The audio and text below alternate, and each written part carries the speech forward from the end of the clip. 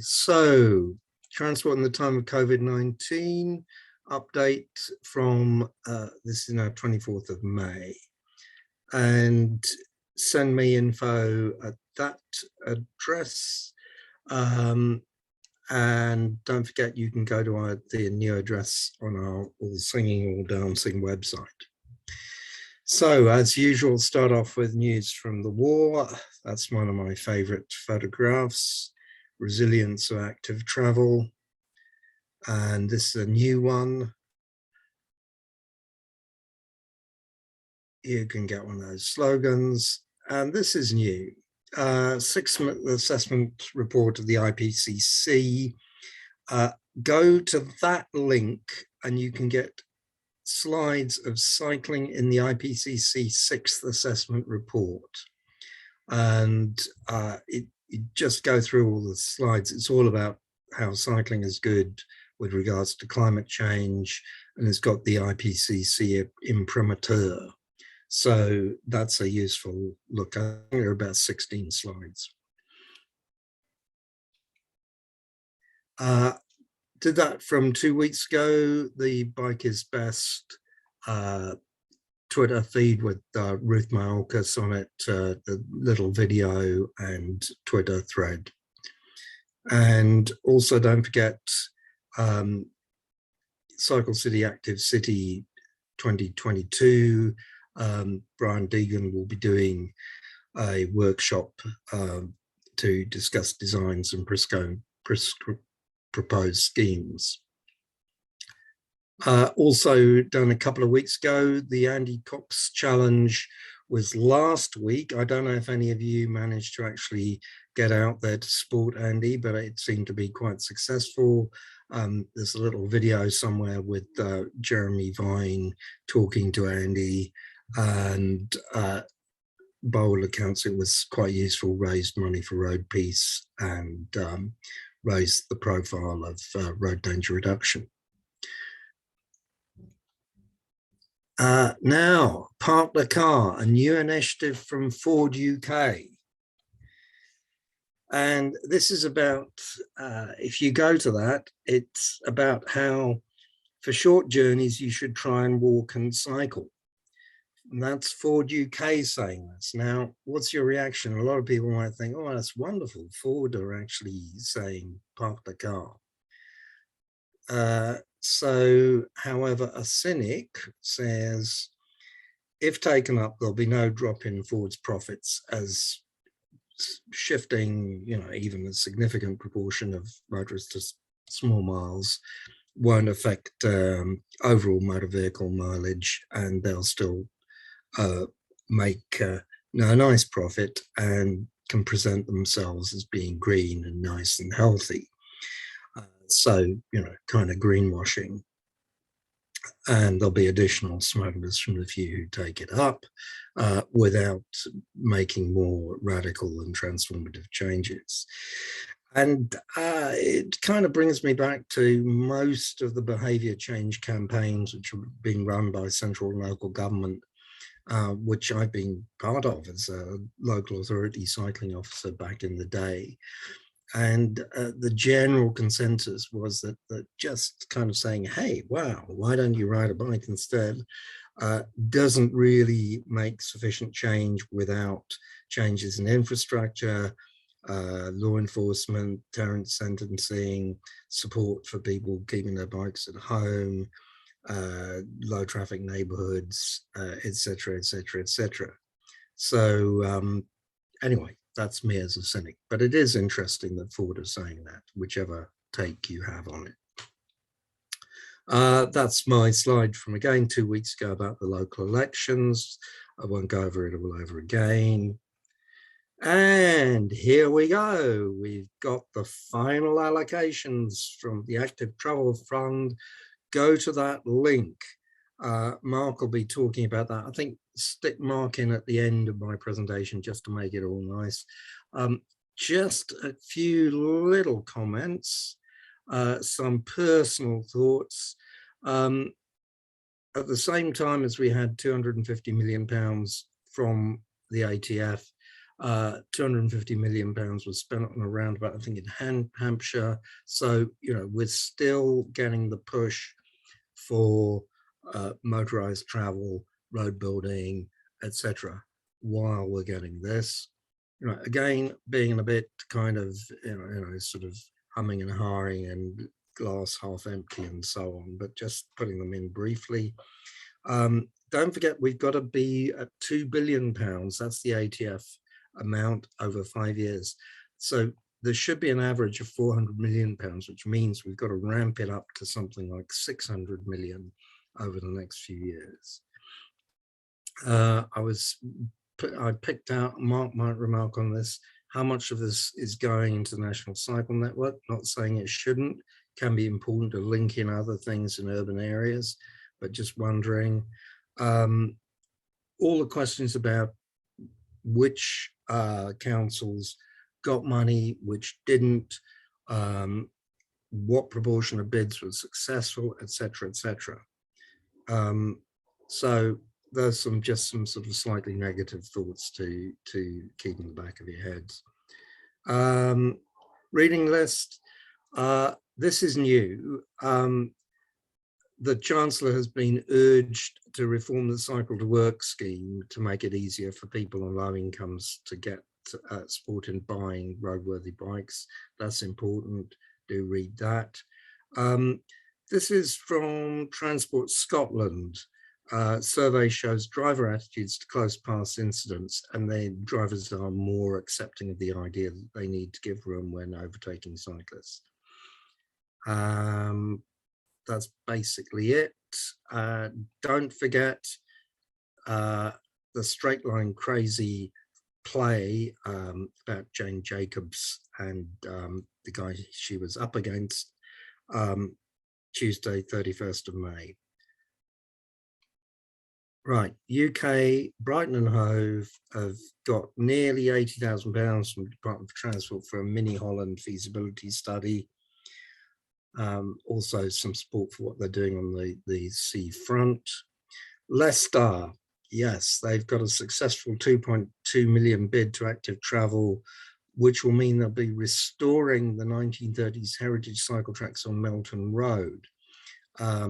That's from Carlton Reid's picture. Carlton says he's going to be speaking in Leicester on July the 7th. And you can find out more from Andy Salkeld at Leicester City Council. In London, this is something I picked up. I don't know if Simon's here or anybody else from London Cycling Campaign. If you look at that link, which I put up before about the ATF, they put this in for London, the settlement letter for London, but that was sent in March. So I don't know where London is in the current tranche. I suspect nowhere. And so we're back to TfL being in the state of what they call managed decline. In Brent, we've got a new active travel policy champion, and wish her well. This is kind of outside the mainstream of active travel, but you may have read the books written by Dervla Murphy. And she was very good at showing how a non-athletic, ordinary woman, I mean, she wasn't ordinary, she was extraordinary in many ways, she traveled all over the world. But she rode bicycles off the beaten track all over the world, and they were just kind of reasonably old style roadsters. She wasn't particularly fit, athletic, or wearing sporting clothing or trying to set records, but she did manage to use a bicycle to get her as an ordinary woman into all kinds of adventures in unusual, out of the way places. So rest in peace, Dervla Murphy. And in the cartoon spot, one of my favorite cartoons depicting how all too many motorists see themselves as being an oppressed minority. So there you go. Mark, would you like to say something about active travel funding? You're Thanks. mute. Can I share screen? Yeah, you should be able to.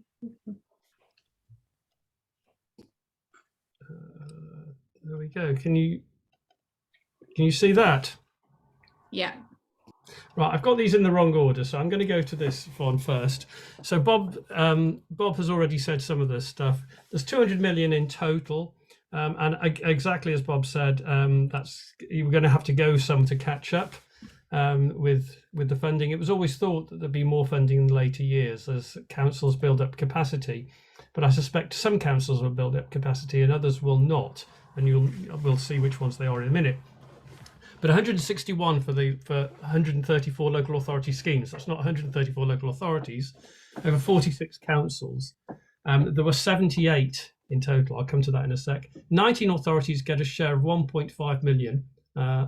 35 million goes to the NCN, so that's certain bits of the NCN, which then goes to those councils in which the NCN is. And 8 million to Cycling UK for an e-bike trial, and I can't remember the locations. Perhaps Roger might be able to give some information on that later as to which areas. It's I think it's 4 different areas. These are the mini Holland funding councils. Now, when you divide the amounts, it's actually 78,497, and they're very precise about that amount each. And these are for feasibility studies. So these are the 19 authorities that got money for feasibility studies, and it will only be a study of one area. So I know in Brighton and Hove, it will be a particular area in Hove that will get that study, and I assume the same will apply to all the others. The 2 councils that are in red, Cheshire East and Shropshire, got no capital funding. They only got mini Holland funding. So they only got 78,497. So there's some vagaries as to whether they're included in the councils that got money or not, because they got something, but they didn't get any money to build anything. And all the others, presumably, as I said, will have a certain area that they've already identified. So 78 eligible councils, that's excluding the London. Northamptonshire's a bit odd because it's a county, it's not a combined authority, and there are 2 unitaries because they were created during the process. So the numbers are a bit weird. I've been trying very hard to find information on the bids, which will be the last slide with the plans. I've got information on 25 through basically some councils like Southampton were quite public. They put the whole process on their web. They bid, the document, how much they got, how much they didn't get. They got 500,000. They got 500,000 and bid for 2, and they were quite upfront about that. Other councils just have announced what they've got, and some of the ones that got 0 haven't even announced whether they bid or not. So we've got no information as to whether the bid was bad and they got 0, or they didn't bid at all, or there was some other factor like they got lots of money through a different funding stream, which is also a possibility. So the whole process is very opaque. And I've been talking to the all-party cycling group about how it could be made a bit more transparent. At the very least, the DFT could say which councils or the numbers of councils that actually bid and got 0, as opposed to the ones that didn't even bother. So far, we only know that Stoke and East Sussex didn't actually put a bid in at all. East Sussex apparently put a bid in because they were told there was not going to be enough money and they wouldn't get any, so they didn't bother putting a bid in. And that's in their tweet. 32 councils got 0. So the figure, the plans are here of the percentage of, that's the wrong plan. I'm sorry, I've lost the plan. So I'll have to find the other one. Here we go. Forget the numbers here. I'm going to go to a different plan, which is the PDF. This is the amount that was allocated. So the ones in yellow here are the ones that got 0, completely 0. And they scale up to the really dark greens ones, which are Oxfordshire. Well, it's 5 million to 80 million. Oxfordshire, I think, got 10 million. Gloucestershire, amazingly, got 14 million. That's because they're doing a spine route, presumably high quality, between Cheltenham and Gloucester and all points in between. And various other authorities got, a range of funding. I'll tidy up these slides and put them on and send them through to you, and you can put them on the website. These are the councils for which we know about the bid. So the ones in white, I have no information on. The ones in red didn't bid at all. No one put a small bid in. So everyone bid, all councils that we know of bid for more than 500,000, which are the ones in light green, up to the ones in dark green. And the other no bid was obviously West Sussex, who were told they weren't allowed to bid, even if they wanted to. So that's the information. So that's where I've got to. I've been frantically trying, as I said, to find information on these councils. So if you're in that list of 50 odd councils who all the area in white, in other words, if you're in that area, please put an FOI in, or ask your councillors or anyone. I mean, ideally, stakeholders should have been involved in the bid, and the whole process should have been totally transparent, in my view, so that you know when you're doing it. And I don't see how Active Travel England can actually influence councils if everything is opaque. But that, as I said, that's a personal view. You know, they may decide that working behind the scenes is a better way than trying to name and shame, at least at this stage. But I think some parts of the process could be a lot clearer than they might have been. So that's where we are. Thanks, Mark and Bob. I can see one hand up already. Adam, do you want to go straight in with a question? Yeah, I was just curious because I understand that did Active Travel England also help some councils to develop their bids? And is that how Gloucester ended up with such a ridiculous amount of money? Well, I'm not saying they shouldn't have. It's just I'm curious as to how they ended up with £14.1 million. Because they bid, well, they ended up with 14.1 million because they bid 10 million in the last round and got a million. And presumably there was something in that £10 million bid that looked interesting enough that Active Travel England went back. Remember the process, they put the bids in. During the time of the analysis, the bid, Active Travel England was set up. So it went from a you can't have any money to let's help you try and work out what the best things are. So, apparently they did speak to all the authorities and they gave reasonable feedback to all of them. They weren't necessarily helped to make a bid, although perhaps they were, but I think there was chance given to them to say, hey, your bid isn't very good. Would you like to resubmit it or reword it? Or is there anything else you'd like to add to your bid that might improve its chances? And the ones that said, hey, no, we've got 200 kilometres of shared use paths right through our city centre and dismount signs and steps everywhere. And when they were asked to come back and say, do you really want to do that? And they said, yes, we really want to do that. They got, they're the ones that got nothing, presumably. I mean, all this is Kremlinology. All this is reading the runes. It's very, they're being very cagey about what they say. And so when I've asked, could any of this information be made more public? Basically, the answer I got was, it'll have to be FOI or ministerial questions. We have to be very clearly seen to be doing things by the book. Yeah. Sorry, and you've reminded me, Adam, the one thing that is confusing in your part of the world and others, of course, is combined authorities. So in your instance, West of England Combined Authority, I'll out your council, got money, but Bath didn't. But obviously that doesn't come up as zero. That'll come up as money for West of England Combined Authority. And it's only when you dig down into the individual constituent bodies of a combined authority area that you'll realise that some bit, it's unevenly distributed within there, as opposed to a unitary which just gets money, as opposed to not getting money. So it's slightly more confusing for the combined authorities. Just one additional bit to that is WECA didn't add any optional schemes. And I think some of the councils that did bid with optional schemes won big, because I think Nottinghamshire went for 4+2 and they ended up getting 5. So there was a really good gaming strategy that the Highways Authority should use, almost like throw a load of schemes at them and hopefully 3 or 4 of them would stick. If they're good enough. That's the other criteria. You couldn't put 20 rubbish schemes in and hope to get 2 or 3 rubbish schemes, I think. Ruth, can I bring you in? God, the 60 thing in the chat. I'm not going to be able to answer all that. Maybe you can go back to it later. Ruth, do you want to ask a question? Can you? Yes, please. It's something we were talking about earlier. So somebody put in the chat that the Royal Borough of Windsor and Maidenhead didn't get a penny. Oh no, didn't bid anything. It's an area I cycle a huge amount and it's really, really terrible. So how is Active Travel England going to manage boroughs that simply refuse to play the game, as it were? And all that impacts on is those of us who want to walk and cycle safely. It doesn't actually impact on the borough, on the council, boroughs, whatever. Well, it'd be useful to know the ones that didn't bid, because I just had that as getting 0. I didn't know they didn't bid. So that's another one I can add to my list. Someone in the chat. I don't know who it was. No, that's great. That the more information we can get, the better. That's really good. Unfortunately, I think the answer is, like with the London boroughs, if they don't want to bid, they can't be forced to bid. All that can be done is to assess the bids that they put in, and Slough, their neighbouring borough in Berkshire, got a reasonable amount of money. I'm just trying to remember how much Slough got, but it got quite a lot. So all that you can do is, like I think Chris Boardman said about Manchester, is the ones that didn't get anything suddenly went, oh, our neighbours got lots of money, why didn't we? So that's the only way to make the ones that didn't bid at all bid at the moment, unless the political situation changes.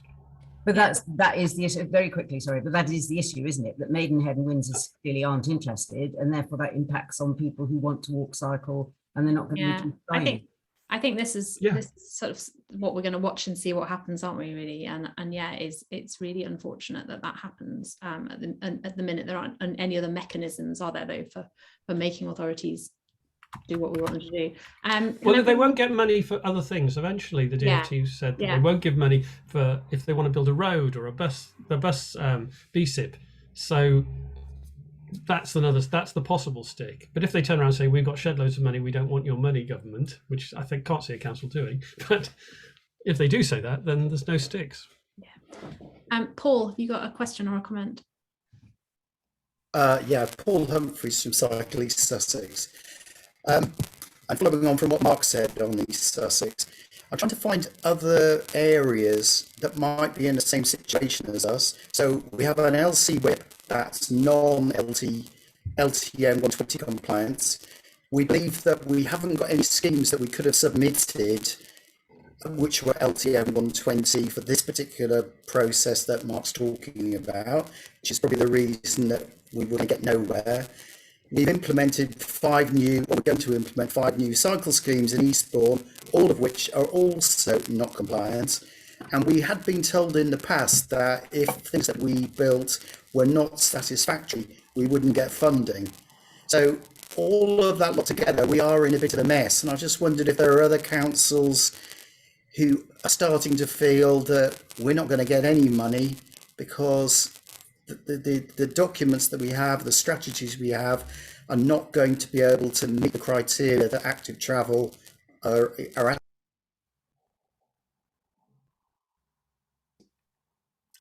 Well, yes. I mean, strangely enough, I'm writing a cycling strategy for Seaford in East Sussex, which is going to be LTM 120 compliant.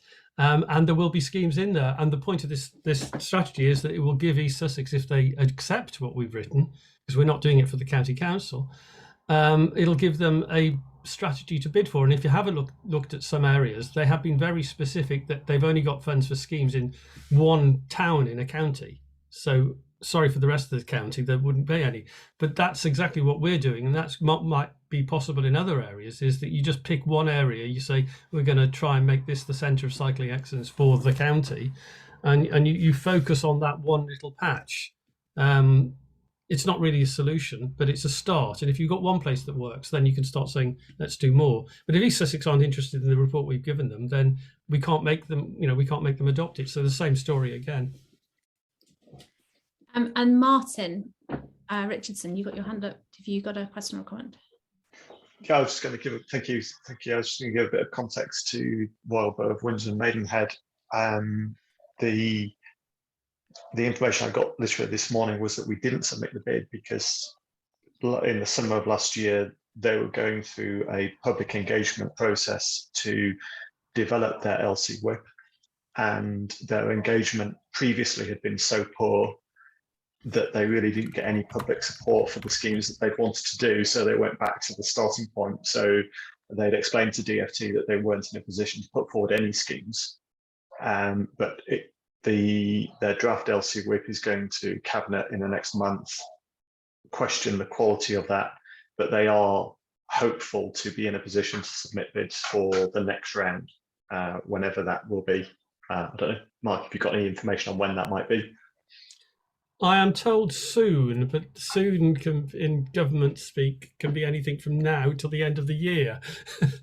So but what I was told is watch this space, but also it is worth investing in time and effort to develop schemes up to a reasonable level, not detailed design, but up to a reasonable level of costedness, so that when it is announced, you don't have to rush around doing what they did last time, because it was only announced in, I think, June for August submission last time. So councils had 4 or 6 weeks, not very long, to develop a scheme. And if you waited till the funding was announced and then tried to design to outline design in that 4 to 6 weeks, you'd be in the same position as you were.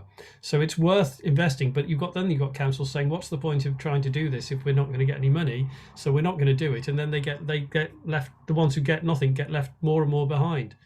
So it is a vicious circle for some places. Thanks, Mark. I know we've got loads of hands up. We're going to have to move on to speakers, but actually our first speaker is from a local authority, and it might be that we can kind of pick up some of those questions or points in the Q&A after he's talked. So I'd like, Graham, are you there? Can't see. Like to welcome Graham Grant, who is Assistant Director of Transport at Newcastle City Council. And I was just looking at some papers the other day, and I think Graham came back to the council after a period of absence at around the time that Newcastle was awarded Cycle City Ambition funding in, I think, 2013 that was. And I'm hoping he's going to talk a little bit about the experience that we've had here, as with other places when that first, the proposition of cycle lanes first were introduced in 2013, 2014. It was a bit like a bomb going off. And I'd say the council's learned huge amounts over the last 9 years or so about how to deliver this kind of stuff and actually what it is. I think that Newcastle did really, really well out of this last round of allocations. It's been awarded 7.7 million, but in total has received, I think, around 14 million from the Active Travel Fund. So over to you, Graham. Thanks, Neil. I was thinking about using one of those slides that I often use, which is a picture of my face on the side of a traffic signals or other piece of street furniture, which says, "Graham, this is Graham Grant, the man responsible for this totally unnecessary scheme." And that totally unnecessary scheme was us delivering a protected cycle infrastructure to connect a housing development site to primary schools. But there is an example of some of the things that Sally said that we often face, and it isn't just politicians, it's also elected officers as well. When Sally and I discussed the idea of me coming on and having a very brief conversation with you all about this stuff, one of the things, I think it came on the back of Sally joining me for an opportunity to go around and meet with a delegation from, was Nancy, wasn't it? That was Nancy. So, and we had a very honest and pragmatic conversation with the people from Nancy, some of it which was delivered via phone and Google Translate, so we were writing things in and then it being read out to them and then diving into it and things like that. But I think maybe Sally was surprised by some of the things that I said and said it would be good if you could say that at Ideas for Beers. And I think reflecting on my career at the local authority, whereby I started as a graduate and I'm now the assistant director of the department. And when I started as a graduate, transport was separated into 3 different areas with with a significant difference between the client side, the engineering consultancy, and then the contractors. One of the most important things that happened was the creation of the Newcastle Cycling Campaign, from my perspective. But then one of the most important things that happened after that was when our relationship with the cycling campaign changed. And that is, for the first few years of the cycle campaign being in existence, it was a very negative relationship between ward councillors, local authority officers, and the cycling campaign. Cycling campaign were telling truths from their perspective as to what they wanted to see on the road network and not taking some of the perspectives that were being offered back. And that's entirely reasonable. But I guess one of the most important things that happened, and one of the things that I would stress to many of you who are campaigners out there, is that changing that relationship from one of conflict to one of partnership and advocacy is one of the most important steps that you can make, because it enables people to work together towards a better quality of infrastructure, instead of officers and politicians finding that they've got conflict not only with active travel campaigners but with various people who don't agree with what active travel campaigners think and want to see happen on the road network or the highways network. So that for me is one of the key lessons, and I'm happy to expand in terms of any kind of conversations around it, but genuinely kind of moving away from being conflict campaigning to advocacy is really, really important at the right moment in time to start switching that momentum around. In terms of us getting a lot of money in Active Travel Fund 2, we did, but then, we did in Active Travel Fund 2 actually, and then also in 3, which has just been announced. But that's got to be held in the context of some of these other areas whereby Cycle City Ambition areas, where we were one of the first, and I've been involved in that throughout. Many other urban areas got significantly more money than Newcastle did, partly because they were pitched as urban areas, and a lot of this money, often when you really break down the funding allocations, a lot of it gets down to population basis and how many people live where. And some people will be more successful than others, but a lot of it generally, if you track it back towards population, you're going to be there or thereabouts, with some exceptions. From Cycle City Ambition 1 and 2, other urban areas did significantly better than the Northeast, but what we tried to do was to gear up and understand better what we needed to do. We had some excellent examples of infrastructure. For anybody who has or hasn't seen it, John Dobson Street in Newcastle is really good. But then another key point is that we have to hold our hands up and recognise that we didn't get everything right all the time. We made mistakes in terms of design. We made mistakes in terms of some of the prioritization, I think. And one of the biggest issues that we have in this country is the lack of a pipeline of programme and long-term funding agreements, which means that it's very difficult for authorities to plan for exactly what comes next.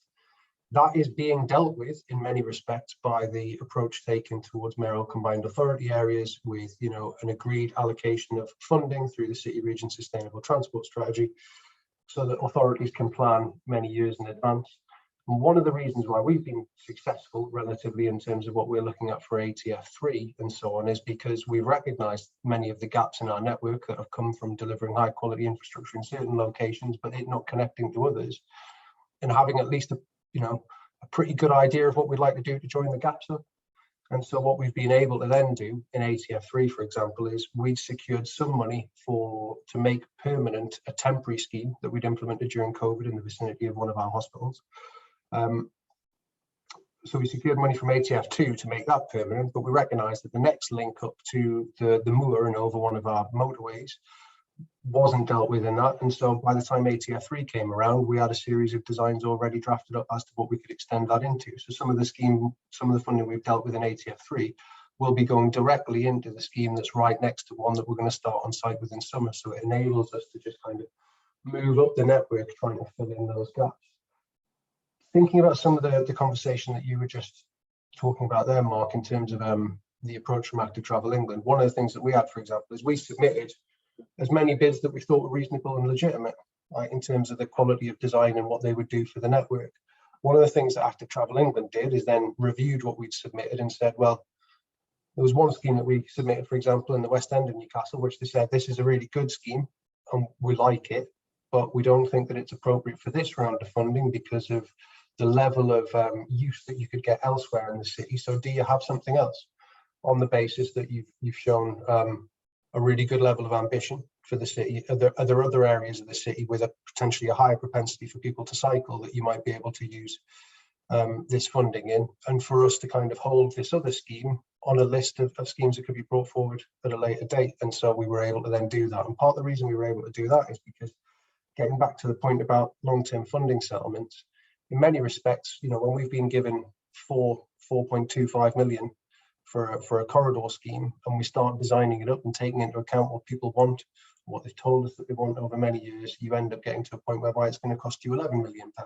So you just keep on breaking it into chunks and working out what can fund what. And so by the time ATF3 came around and there was a do you have any cycling schemes, effectively we could just break off entire chunks of this corridor package, which was designed not only for people on bikes and people on foot, but also for people on buses, and say, right, well, this section of the infrastructure would be funded by Active Travel Fund, and this section of the infrastructure can be funded by the Bus Service Improvement Plan. And that's enabled us to start trying to bring in sufficient amounts of money to deliver corridor schemes.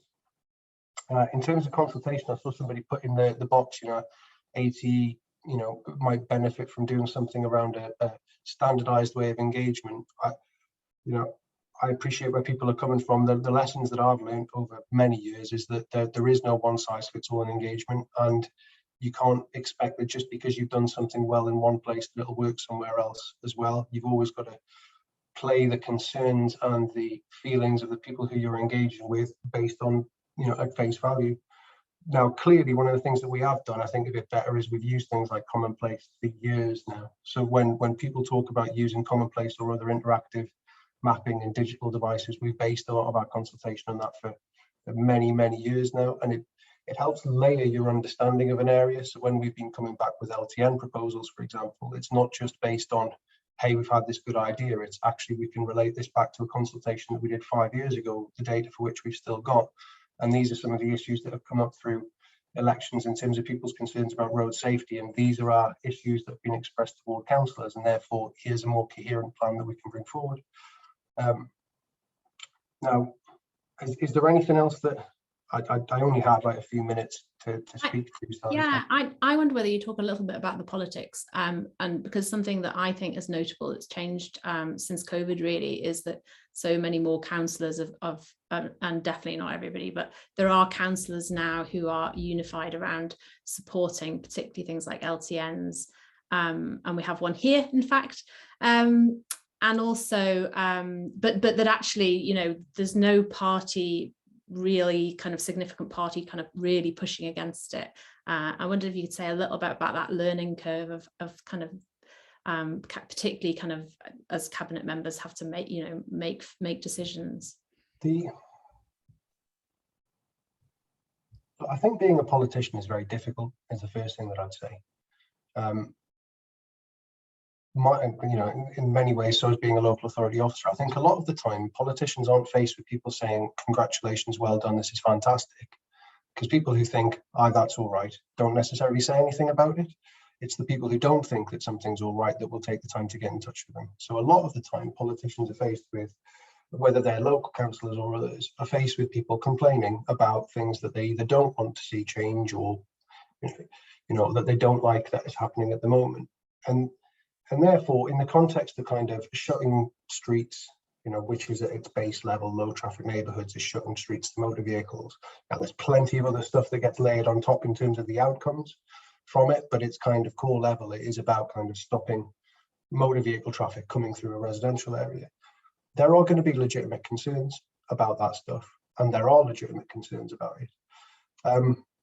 But equally, I think it would be really difficult to say that there'll be very few politicians out there, be they local councillors or, you know, MPs or anything, who would argue with the idea of having safer streets for kids to play out on. I know that you were talking about this last week with Tim Gill and things like that.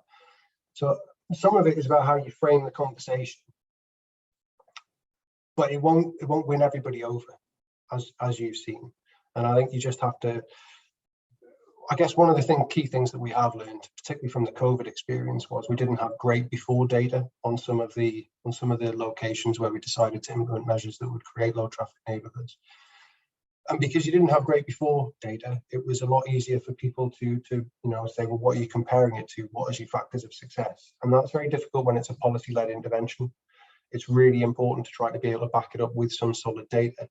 That said, and I see Steve on this call as well, and he's told me this many times, it's not the data or the head that will win the argument, it's what people feel in their stomach. But I'd argue it's also very good to be able to have sufficient data to write a very good report on the basis of that illustrates that some of the concerns that people have identified aren't necessarily, it's not to belittle them, not to say that they're not there, but it's to be able to contextualize them in respect of what's happening elsewhere. So in terms of one of our LTNs at the moment that we've put in place, many people are very happy about it, other people aren't happy about it. And we're trying to work through their concerns, and also us being able to compare the levels of motor vehicle traffic on their streets and compare them directly to the streets that have actually been closed is important, because while they may have seen an increase, the increase that they've seen still means that they're often less than 50% of the traffic levels of the street that was next to them. Now, that isn't to say that we shouldn't go further and do other things on those streets. But it is an important point, and it's an important point I made to my team when they showed me the first draft of the paper, because you're like, well, basically you haven't provided the context by showing the level of traffic that used to be in this area versus what's there now. So it looks like a very significant jump, but you've always got to try and provide the context. And that's why I guess the point that I made about advocacy is important in terms of politicians. A lot of politicians will have people complaining about traffic speeds and so on and so forth, If they then also have active travel campaigners complaining to them about a lack of delivery or a lack of quality of design, etc., I'm sure it can get quite overwhelming as a human to constantly have that. Now, that's not to say that you're derogating the responsibility to lead to democratically elected councillors, but I don't think any of them would indicate that, you know, they want that. But that's why advocacy is very important from active travel campaign groups, I feel. Once you've reached the point of understanding that you can do that, shifting the behaviour from being kind of campaigning and complaining to advocacy. Yeah, I think that is though, because that's that delicate balance, because you do need the, you know, you need the push at the beginning, and I think that kind of, you know, I think that's inevitable that you have that to some extent at the beginning, you know, when you have politicians who just really don't necessarily want to do anything. Yeah, and that just, I'm going to just say that whole thing about data, I mean, again, that does depend a lot on your audience, but I went to a meeting about a prospective low traffic neighbourhood, and an officer was able to show what's happening in another neighbourhood and the before and after, and this is an area where people would normally, you know, really push back if they don't see that, and it had a demonstrable effect, you know, on the kind of questions people asked, and, you know, people's sort of reception to it. So that's been a really, really great thing to see that change. Can I just say a couple more things, which I think there's one public meeting that I remember really clearly, which was about us shutting a road that clearly should have been shut many years before. And the public meeting was going very badly from the perspective of people complaining and saying that this shouldn't happen, you know, it should be left open to roads, despite the fact that it was a really significant maintenance and safety issue, let alone all the other reasons to potentially shut at this stage. And one person stood up and said that they'd had a really significant and serious collision when they were on a bike, and, you know, that had nearly changed their entire family's, you know, life moving forward, and should that be okay? And it completely changed the tone of the meeting, because people who were clearly previously very against the idea of it shutting opened their mind to the fact that perhaps, you know, there were other ways for things to go. And the other thing that I'd note is that one of the problems that local authorities always have is capturing the views and the voices of young people. We try, but we really we don't manage to do it as well as we could, and there are lots of them. And they travel differently, and they value their time differently, often to decision makers, but certainly in terms of future generations, we can design out some of the dependency that people have seen, you know, in a generation or two in the same way that it's been designed in. And it's really difficult to capture their views. But for example, in terms of strengthening the resolve of councillors and so on, one of the things that I've seen that's been effective from campaign groups is being, you know, if, for example, young people are enjoying the safer, quieter streets, them writing to their councillors and saying so has a massive impact. And similarly, you know, on a scheme in Newcastle on Heaton Road, where we've been delivering stuff, we've had a lot of people who live in and around the area saying that they don't want to see it happen. And me and my team, we've got a 6-sheet A4 piece of paper that was designed by an 8-year-old girl in the area who'd asked us for it. And we've kind of quietly got that aside in the office, recognizing that that's who we're trying to design the infrastructure for. And I just think that's an important point for you all to recognize as well, is that whatever we can do to captivate and infuse young people in this type of design changes, the better the outcomes will be. Thanks, Graham. Can I open it up to questions? Has anyone got any questions or comments? All gone very silent. Great, I'll get off. Oh, Mark's got his hands up. Go for it, Mark. Well, only if anyone else, I mean, I have spoken quite a bit, so only if anyone else doesn't want to speak, because I don't want to jump the queue. Oh, we've got Gary there. Gary, do you want to? Yeah, I'll ask after Gary. Go on.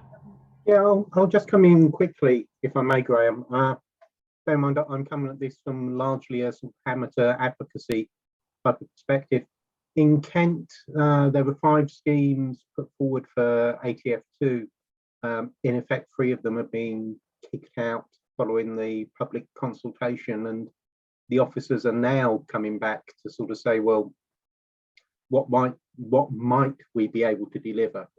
And I think the way that I'd look at it, on the one they're looking at most local to me, they are trying to scale back to kind of scrape the bottom of the LTM 120 barrel.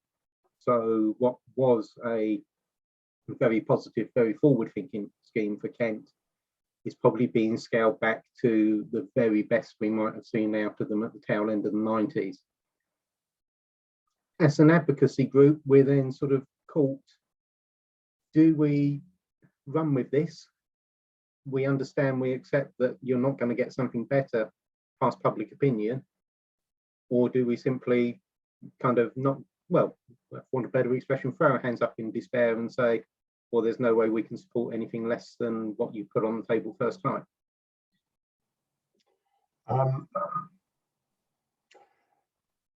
People with entrenched positions rarely come to reasonable kind of negotiated, endpoints, I think, would be a starting thing to think about there. The other thing, and this doesn't necessarily relate to the exact location that you've referred to though, Gary, is that LTN 120 is a massive step forward for all local authorities in England, and the formation of Active Travel England is a massive step forward. But it's important not to forget stuff that was here before as well, like Manual for Streets and Manual for Streets 2 is also very useful, and to a degree LTN 120, I would argue, has been developed to address the fact that many of the lessons and proposals within Manual for Streets and Manual for Streets 2 haven't necessarily been acted on in the way that people would like them to see.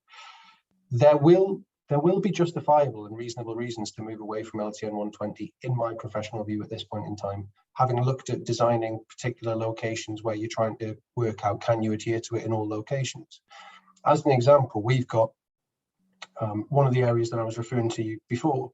If we go down the route of definite LTN 120 compliance, we're going to have to chop down about 30 trees. If we can talk to people about, well, do we need that 20-30 centimeters, and if is 20-30 centimeters on the bike lane worth 20 or 30 trees? It's a genuine conversation, and it's reasonable to be able to if you've got a rational reason towards saying, well, LTN 120 would require us to do this, but in this location we can only do that. If it's reasonable and rational and pragmatic, then there's a conversation to be had. And also the other thing to bear in mind, and this might not be as popular with everybody, but we've learned a lot of lessons and had a lot of grief from always focusing on corridor schemes, which often benefit in the first instance commuters, as opposed to young people or people doing leisure cycling. They cost a lot of money, they're very visible, and they take a long time. And for that reason, they can be really good, but they can also captivate people's imagination to argue against why it's a good use of money. And that's why, things like LTNs and the development of a network through the location of, safe crossings and quieter residential streets can achieve really good things as well. And it might not be as direct, but maybe, in terms of you thinking about how you engage with the officers, Gary, looking at kind of, are there decent alternative routes where you could solve some other problems by going down this route and build a good working relationship? Maybe think about that. And the other thing is that given that Brian, who used to host all this stuff, is now the director of inspections at Active Travel England, send an email out and see whether or not ATE could send some resource on a friendly basis to have a conversation with you interested people and officers at the authority, and ideally get the councillors involved, like hear what their concerns are and see if you can pick a way through it. Many of the things that we're trying to deliver now, while not everybody would realise it, are things that appeared as lines on coloured maps at an annual general meeting from Newcastle cycling campaign about 5 or 6 years ago, and yes, it takes longer than people would like to get those things on site, but once we start getting things rolling and resource in place, then things should be able to go quicker. Thank you. Yeah, everything's too slow, isn't it? Mark, do you want to come in with your question? Thanks, Graham. That was really useful, and that's why I was, having sat on the LTN 120 steering group, that's why it is a guidance document, not a standards document, and there are minimum standards. And I think the point is so many people use it as a standard, so they immediately go to the minimum standard, and they say that's what we're going to do, rather than doing your process of trying to look at it from a point of achieve the best and explain why not. And that's why in this chat there was stuff about shared use paths, and why a lot of schemes didn't get funded, because the default was shared use paths rather than absolute minimum in rural areas. So I think that's what I wanted to ask you though was about senior officers, because I think the power of senior officers, directors and so on to gatekeep bids is often minimized, because councillors have got lots of things on their plate. They can't read and know everything about detail. If as I hope I'll be a councillor next year, I'll be one of those thorns in the side of officers. But not many councillors are going to be in that position. And junior officers who are very keen of, like yourselves, are doing the detail. But it's the heads of transport and the chief executives who can essentially set a direction and say, oh, we don't want to bother with that. It's going to be too much hassle. And so the councillors don't even know that things haven't been progressed. So that's what the question is about, that level of management as opposed to the delivery level. There's a lot to be responsible for when you're in charge of a transport department in a city or rural area. But I think a lot of the peers I'm sure they would have an understanding of some of this. Some of it is timing around the ATF stuff, like when the bids were in and when the bids were going to be announced, and the interaction with PERDA, and the fact that you shouldn't be releasing information that could, be perceived to create political gain for one person standing for election or another. The timing wasn't great, in terms of releasing some of this stuff and it potentially becoming an election issue around ATF3. I think that the other thing really that would help or could help for any of these authorities is try to look at best practice and work on getting a paper through your cabinet that embeds the principles of it. And that gives the officers the freedom to try to develop things in line with that. So, for example, in relation to the ATF stuff, we looked at the manifesto of the Labour Party, who were elected in 2020. I mean, they've been here for a long time, but we looked at their manifesto last year, and we started work on a paper, and we recognised we could have done differently, but in terms of the makeup here, even if the Alternative Party had won all of the seats, I think it still would have been Labour. So we worked up a paper for our cabinet that was based on the principles that they'd said in that we wanted to follow in their manifesto around things like low traffic neighbourhoods and stuff like that, and embedded that cabinet paper very soon after the election, which meant that we then had a cabinet paper that we could point back to that embedded the idea of, we used a very simple, and easy to remember idea for our LC whip is only called LC whip by officers. Our members shouldn't know about it at all in many respects, because it's just, what we call it is a walking and cycling network that connects every school to every park to every district shopping centre. I'm sure we could have, to every high street probably would have worked better, but not everything is a high street. And within that, we then have the freedom within that cabinet paper to start developing bids for future funding opportunities that come up, so long as it's in line with the principles that have been adhered to. And that might be a good place to start, to help empower those officers who do want to deliver this stuff. Look at papers like that and develop, encourage them to develop similar ones, embed the principles at the high level, and then with a few delegations to enable them to start work on developing up proposals. Thanks, Graham. Steve, do you got a question or comment? Yeah, just and obviously statement of interest, because Graham and I will work together. So it's not too barbed a question, Graham, because I wouldn't dream of doing that to you. But one frustration I've got, well, first of all, don't destroy the trees.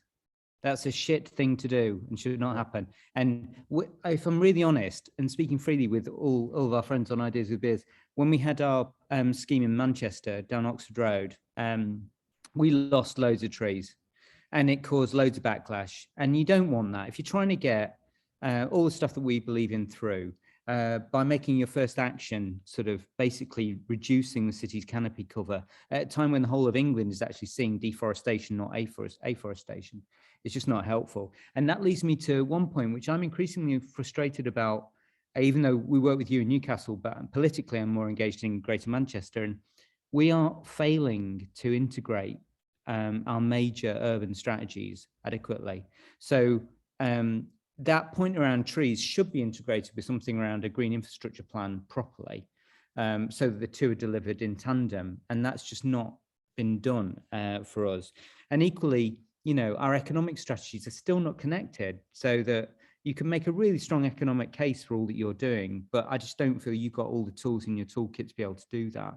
And the final one, which we're starting to tackle properly in Greater Manchester now, is the decarbonisation pathway for what is basically 24% of our emissions in terms of transport, because we just don't have it, not in the fine grained detail, which would tell us that the modal shift we're aiming towards needs to be even more dramatic than we already know. And so I think there's something around giving you and senior players in local authorities like you a greater set of tools to work with than just LTM 120, important though it is. Does that make sense? Yeah, it does. It does. But I would go back to one of the things that me and you discussed. I think everything you said makes sense, but it kind of, a lot of it is about whether or not people are feeling your message in their stomach as opposed to in their head. And that only comes with time. And I think, for example, people on streets, not everybody, but people on some streets where you have seen massive reduction in motor vehicle traffic, well, everybody felt it right at the beginning in the first lockdown. It's a terrible time for many reasons, but everybody felt the change to the atmosphere and to nature and to hearing birds and to the lack of engine noise and so on. But it's amazing how quickly we've all got back to almost where we were, or worse than where we were in some locations. But it shows that it can be done. So Steve, I agree with you, and I'd like to work with you on some of this stuff, but it kind of comes back to the point that Sally made as well. It's about enabling people to make difficult decisions and feel that they're doing it for the right reasons. I definitely think we have like the net zero policy though in Newcastle now, and that has definitely helped councillors get behind kind of joining up the dots between what's necessary for climate change, what's necessary for livability. That's been quite useful. But yeah, there's lots of things where there's lots of things where the dots are just not joined up.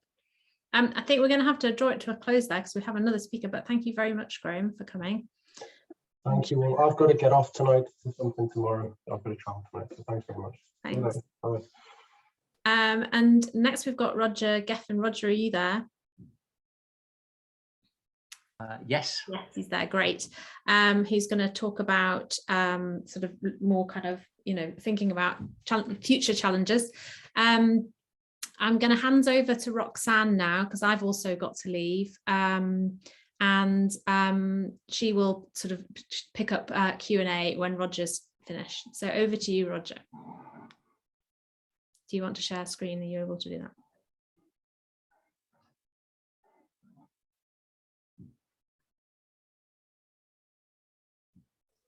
Roxeanne, sorry, straight over to me, and then you're coming in. Then you're taking over. Okay, yeah, I'll pick up from there. Sorry, I didn't understand that. Sorry, no, I'm going to go. So yes, when you're finished, over to me, and then Roxeanne pick up at the, yeah. Okay, fine. Sorry for misunderstanding. Right. Just in a couple of minutes on just reflections on the previous discussion before I go into what I was going to say, if I may. Firstly, completely echo what Graham was saying about sort of constructive engagement. That is certainly what Cyber UK uses, encourages local campaigners to do. That doesn't stop you challenging, when a local authority is getting it wrong. I think the point that was going on in Newcastle is that quite a lot of the criticism of the council came with added criticism of the individuals, as in you're just incompetent, which doesn't help. The constructive engagement, like you could do better, goes down well. The local authorities mostly kind of they take a lot of criticism, frankly, both councillors and officers. But it's how you frame it that's important. Then just wanted to make a point about LTN compliance and how you make those trade-offs between what you accept and what you don't. Sorry. I need to reject. The point I wanted to make is that LTN 120 is not a sort of LTN compliant is this phrase that's been widely used as if it's a binary thing, either it is or it isn't. And clearly there are some things that are clearly not LTN compliant, that are just substandard, that are wrong in terms of the critical fails from the cycle level of service assessment. But actually the important bit then is what else does the cycle level of a service assessment tell you? Because it's a score, and a scheme can score anything from 0 to 100, and 40 is sort of okay, just about. 70 is really pretty good. If you're getting to 100, wow, whoopee-doo. So a lot of the time, as long as it is not critical fail, as in do not pass go, substandard, you're partly as a campaigner working out whether sort of the 40 to 60 is as good as you're going to get, and getting to 70 is so much extra cost and so much extra political pain that you're not going to get there. Or actually, are they really spending an awful lot of money and an awful lot of permanence on only getting from 40 to 45 when they could get from 40 to 70 with only a small amount of extra money? So a lot of this is judgment calls, all right? With that, let me get on to my broader presentation. So let me go into sharing screen. Where's that? Share screen. And which screen am I sharing? That one. And let's go into presentation mode. Hopefully you can, oh, it hasn't gone to, how do I go to? Yep, hopefully there. Right, good. So I wanted to step back, as it were, from cycling specific stuff, because my reflection on where are we at the moment is in the over the last couple of years, you know, the last couple of years for the world in general, Trump, Bolsonaro, COVID, now a war in, you know, Putin and all the rest of it. The last couple of years have been terrible for the world in general, but actually with my cycle policy blinkers on, the last couple of years have been really rather good. We've made a lot of progress on a whole load of battles that I and many other people had been fighting for many, many years. And we have now got funding, well, not to where it needs to be in England. We have got it to where it needs to be in Wales. We've got it to a point where in Scotland, it's going to be fantastic in 3 years' time. I put England as being in the right ballpark because £8.42 per person is still only a quarter to a third of what the government needs to be spending to meet its targets to double cycling and increase walking by 2025, and probably even less than what it needs to be spending if it's going to achieve its stated ambition to have world-class cycling and walking networks by 2040. I want to kind of quantify what's that going to require in terms of spending, but that's an aside. It's in the right ballpark in the sense that it's 6 times where we were 5 years ago, and it's 80 times where we were 15 years ago. So we have made a whole load of progress. And the question now is, how do we keep going? As I say, there is more to be done. There is a lot to be done in terms of pointing to the fact that England is still well behind Wales and Scotland. And I've made the point about Northern Ireland, because although Northern Ireland is actually still at the moment behind England, one of the outcomes of some campaigning that we did along with Sustrans in Northern Ireland around the fact that they just had their national elections for the Northern Ireland Assembly is that we've now got more than half of the Assembly members signed up to a commitment to get 10% of funding allocated to active travel, which is actually what Scotland committed to as a result of their national elections the previous year. So I'm very optimistic for where we've now got, where we could now get to in Northern Ireland. All that needs to happen is for the Northern Ireland Assembly and to stop arguing about whether they're actually going to assemble over a small matter of the Northern Ireland Protocol. But if they actually get to assemble as a Northern Ireland Assembly, then more than half of them are committed to 10% of transport spending being on active travel. That could be an absolute game changer for Northern Ireland. Anyway, that's the funding picture. Design standards or guidance in all 4 nations to make sure that the funding is well spent, so long as the local authority officers are trained to understand it. But that's an issue that we've still got to deal with. The principle has been established, and now as you're all aware, we've got Active Travel England up and running. They're there to uphold the design guidance in England, and they are also due to be a statutory consultee for major planning applications. Now, I want to come back to planning a little later. We've also got the highway code rule changes. The important point about them is not just the potential to influence driver behaviour. The jury's still out on whether they're doing that. But the fact is that there are rules in there that say that very clearly that pedestrians and cyclists, whether they're on the road or on a cycle track, have priority when going straight ahead at a junction over any vehicle that's turning across their path. That should allow local authorities to design junctions in the way that the Dutch do, with the Dutch and the Danes and the Germans do, with the cycle track having clear priority over traffic turning at junctions. And that includes the Dutch-style mini roundabout, as well as the protected cycle track across the mouth of the side road.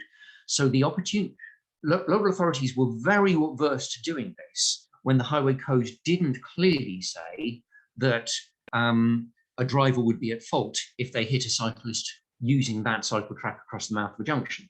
Now it does. That should give the local authorities the confidence to design the junctions to give clear priority, and thereby visually reinforcing what the highway code has already said. So that is a major opportunity now to kind of push at the local level to make sure that the highway code rule changes are embedded not just in driver behaviour but in junction design, because the two will then reinforce one another. And the other important piece of progress got mentioned earlier by Bob is the e-bike pilot in 5 areas. It was dropped into the chat, but can I remember them? Manchester, Sheffield, Hull, Luton and nearby in Hertfordshire, and I've forgotten one. Someone help me out here. I'll come back to it at the end.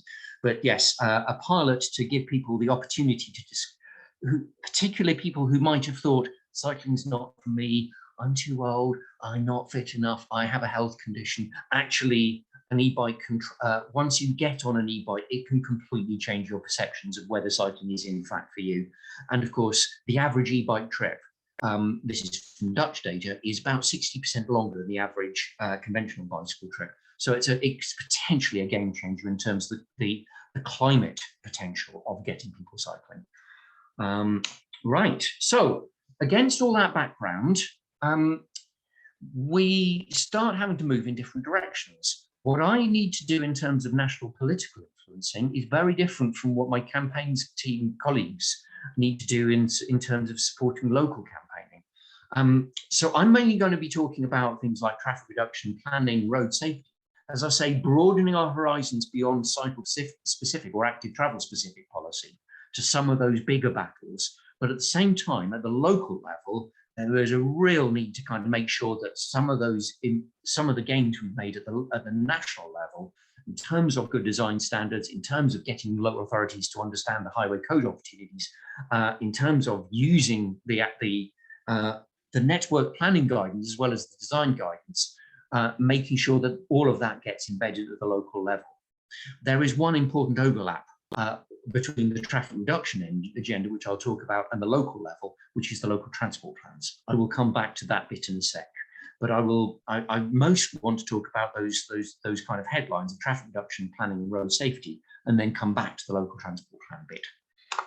Okay, so at this point, I have a bit of news, which is I was introduced as policy director at Cycling UK, but I also have a new job, a new part-time job, so I'm not leaving Cycling UK.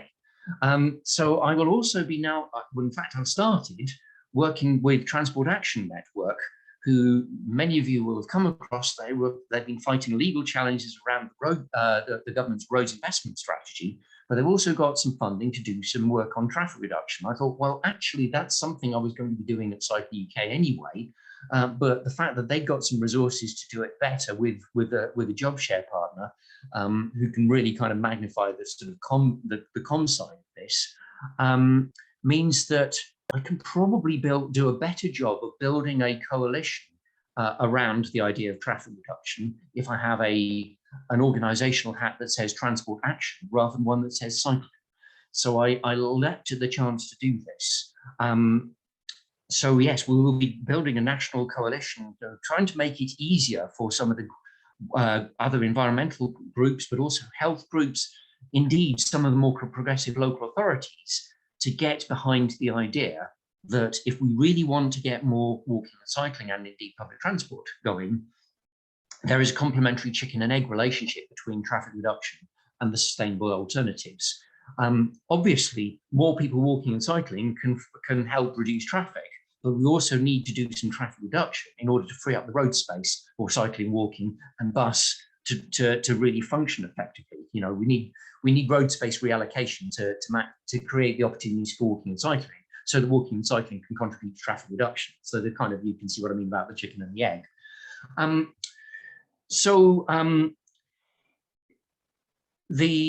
The sort of things we'll be doing with that will be this point about creating a coalition, creating a narrative for national level traffic reduction campaign, but also supporting local level advocacy of traffic reduction, particularly in the context of the local transport plan process. I want to come back to that one because that's a really important campaigning opportunity. And we're also continuing some work that I've already been doing through an alliance led by the Green Alliance to carry out some research to inform both national and local campaigning on traffic reduction. So there's already been one piece of research on traffic reduction, which the Green Alliance themselves did, which has shown that we can't rely on electric vehicles to decarbonise transport. We need, over and above electrifying the vehicle fleet, we also need to reduce traffic by between 20 and 27% by 2030. That is completely at odds with the government's current plans, which is they're expecting road traffic to grow by between 17 and 51% by 2050. We've got to go rapidly in the opposite direction. So that's one piece of research that's already been done. The next piece of research, which we've got the funding for, is to research what does that mean in terms of increased walking, increased cycling, increased bus, increased shared transport, increased travelling, making shorter journeys, not travelling at all, and what policy levers need to be pulled locally as well as nationally in order to achieve that. Now, once we've got an answer to that question, we will no longer be stuck in this situation where people pluck numbers out of thin air in order to decide, well, what kind of cycling target should we have? Let's double cycling use. And how much money should we spend on it? Oh, let's spend, well, it used to be 5 million, and then we're now 80 times better off with 2 billion over the next 5 years. But nobody's any idea what a doubling of cycle use would do to traffic reduction and whether 2 billion of funding is actually enough to double cycle use. So as I say, there's an awful lot of plucking numbers out of thin air going on. And this research will help us, whether both nationally and locally, to influence traffic reduction policy based on an evidence base as to what is needed if we're really going to meet net zero, and also what are the wider co-benefits in terms of not just the carbon benefits, but also the air quality benefits, the every other benefit that you all know about. So having an evidence base to really be able to influence the local transport plan process, because it's a huge opportunity, and I'll explain why in a sec. So the priorities, as I say, I've talked about the traffic reduction bit. I will come back to the local transport plan bit. Other priorities, road safety strategies. So the government has promised a road safety strategic framework, I think is what they're calling it. And that will include some of the things I've talked about in previous ideas with beers about an overhaul of road traffic offences and penalties. So what is the distinction between careless and dangerous driving? What should the offences be? What do we do about hit and run driving? All of those things. But there's also, we now know that there's going to be a road safety, a transport bill that will include legislation on autonomous vehicles. We need to influence that. It's going to include stuff on e-scooters and other micromobility vehicles. We need to influence that. And pedicabs. That's going to take up a little bit of my time. It might also be an opportunity to make a noise about traffic reduction and about speed limits. So we await that bill. We understand the government isn't going to be publishing that bill until the autumn, but I very much hope it will provide a bit of a hook for some campaigning on traffic reduction, as well as all those other bits and pieces, particularly the road safety ones. Then the next priority is planning. Now, here, we've already got a bill. We knew it was coming. We expected it to be called a planning bill. Then Michael Gove decided that planning was a toxic word because it had lost the Conservative Party a by-election in Cheshire and Amersham. They've now called it a levelling up and regeneration bill, which includes a whole load of other stuff besides planning, but some of the really important stuff is still the planning bit stuff. So Cycling UK is part of a much wider coalition led by CPRE, the Countryside Charity, alongside a whole load of interest groups, not just sustainable transport groups. It includes the likes of Green Buildings Council, you can guess what they're about, even Shelter involved on stuff around affordable housing.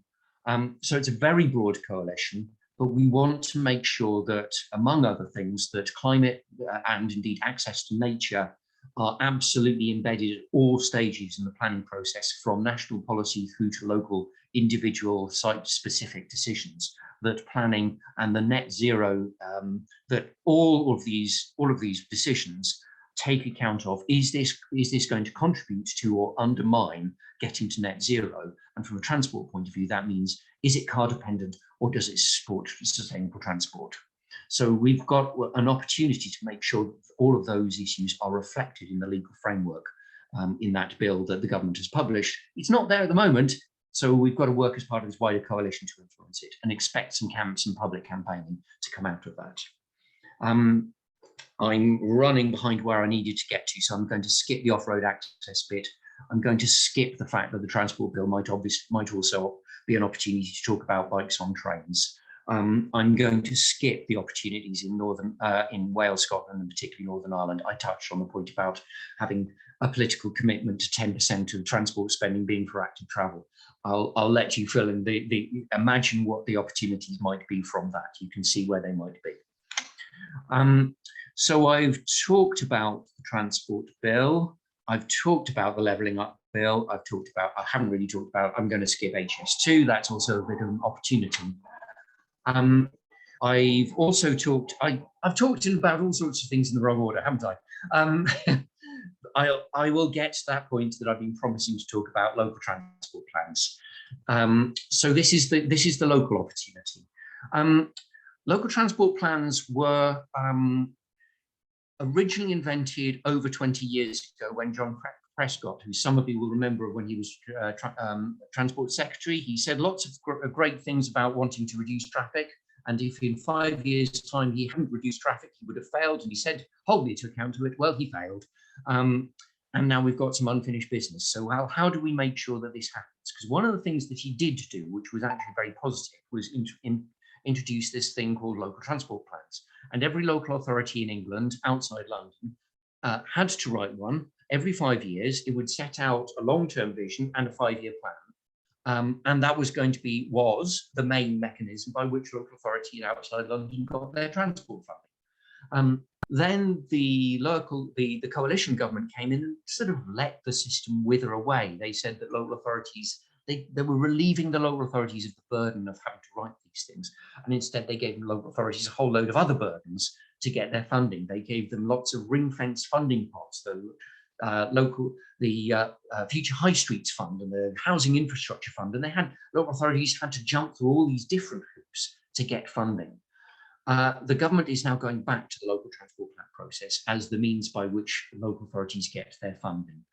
And to get their funding for all of their transport, they have to have a good cycling walking strategy, and they have to have a good bus strategy. If they don't have those things, they don't get their transport funding, not just their walking, cycling, and their bus funding.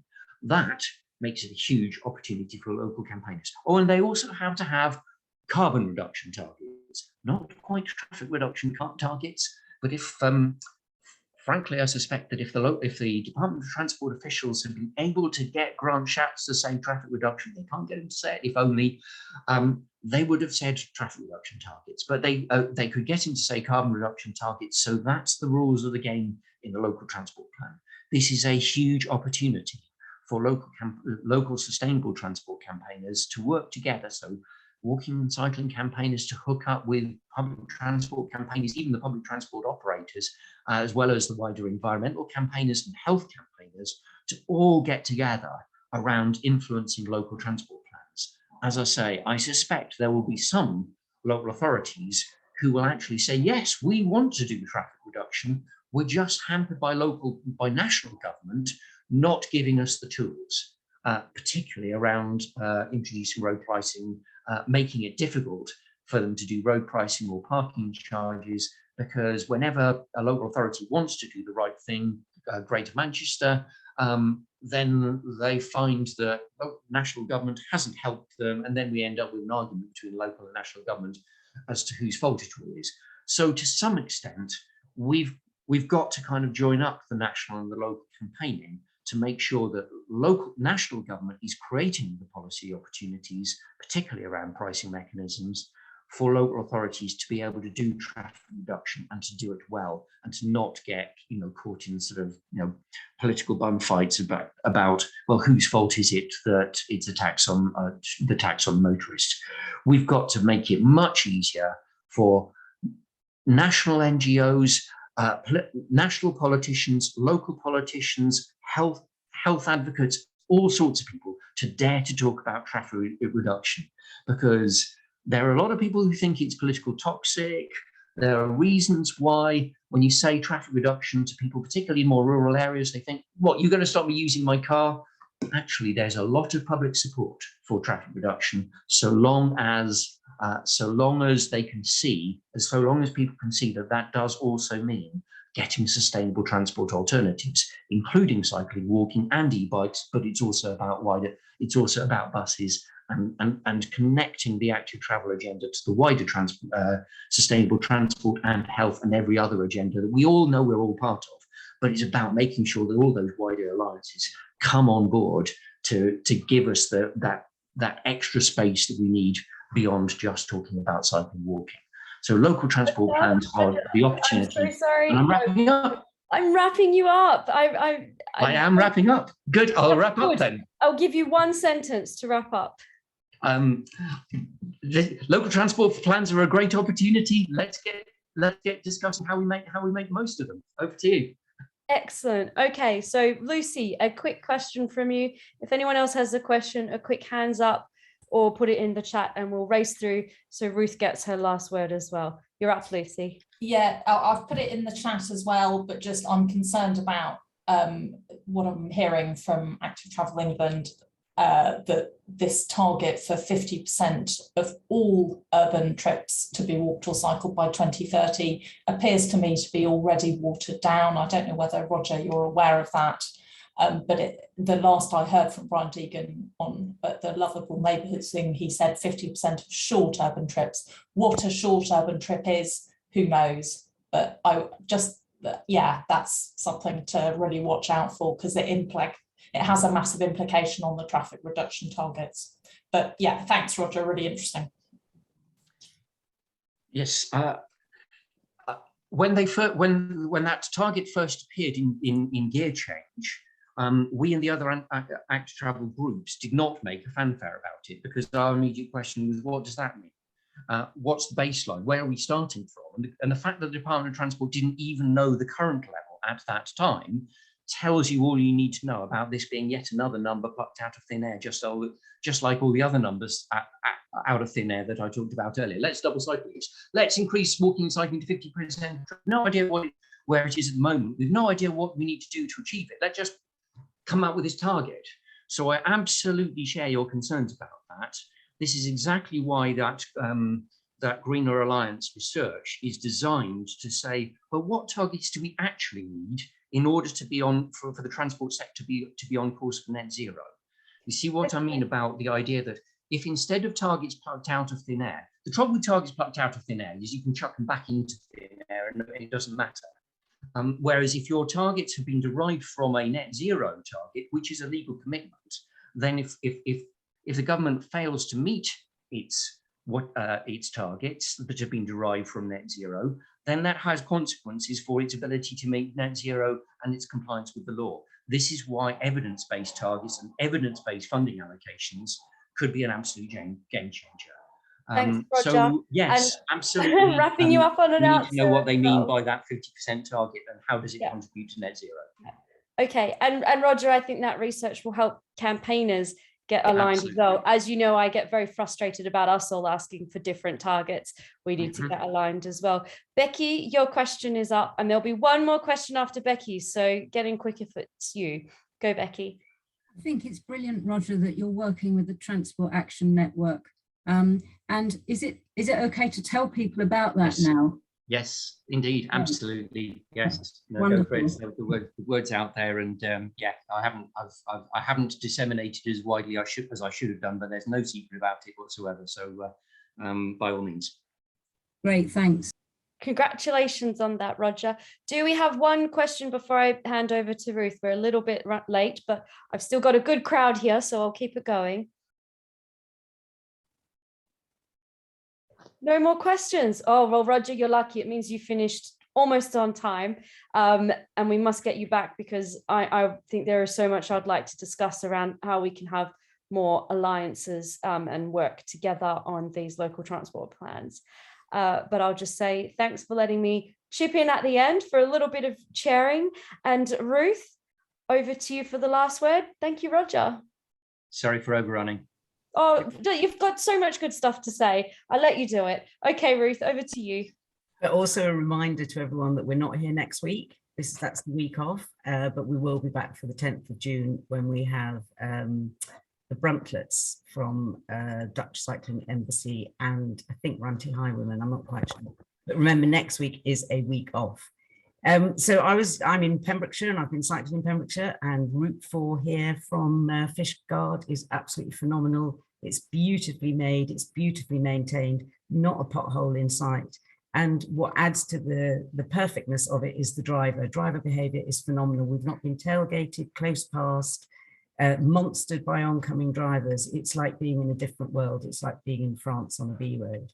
And I did also mention quickly in the chat that some of the small towns we've been through here have had some very good cycle infrastructure put in, roundabouts, for example, where you're taken safely round a roundabout. And although they don't have give way signs on the drop curves, there still is no right of way to get across.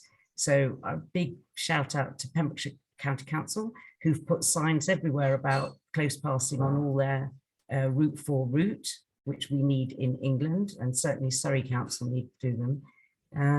And there is a webinar in a couple of weeks with the Welsh saying how the Welsh could teach the English something, which I'll share at another time, but Roger might know about it. Thanks, everybody. Have a wonderful week off and lovely to see you all. Take care. Bye.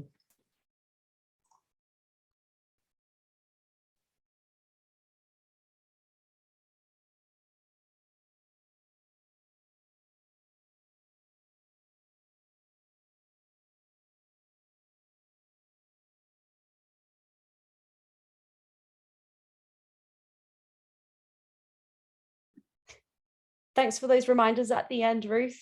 I'll talk to you next time. Bye. Enjoy your trip.